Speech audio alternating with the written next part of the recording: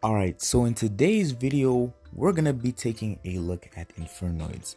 Now, Infernoids came with the latest box that did drop, Braver or Braving Victory, and there was a lot of hype considering it. But now that it's actually in the game, and I know I'm kind of making this video late, it's pretty much a deck that counters the meta that currently exists, which is Salamangreats, of course.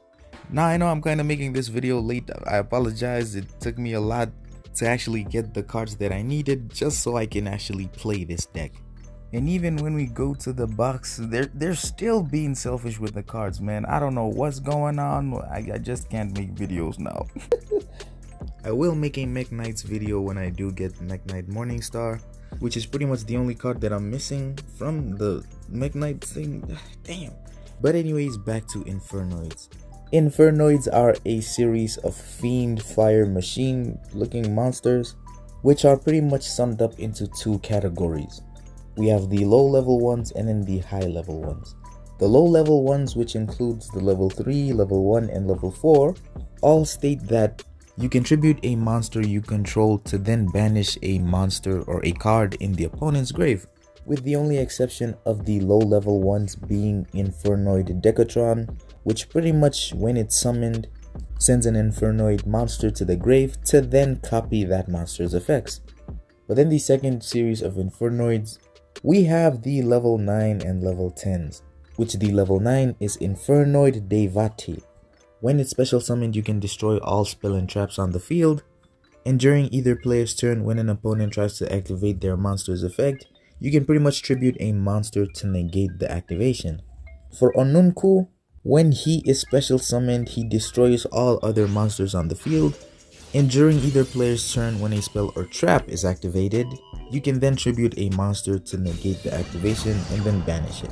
Currently in Duel Links, the most consistent and best deck right now is clearly Salamangreats, simply because of the fact that they have Duel Links, which protects all of their monsters from destruction once per turn.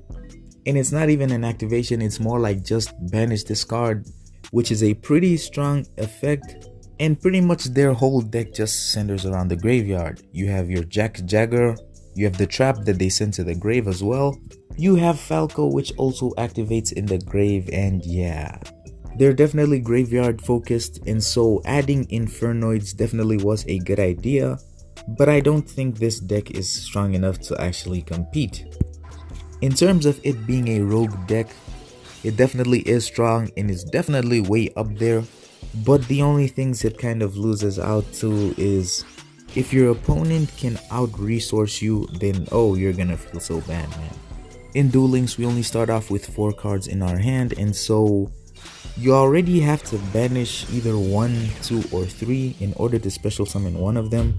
And so if you lose all of your monsters, you're pretty much just wasting a lot of resources. That mostly just has to do with the design of the archetype, I guess. But that is why a lot of people do decide to run the Lightsworn engine, just to get a ton of them in the grave.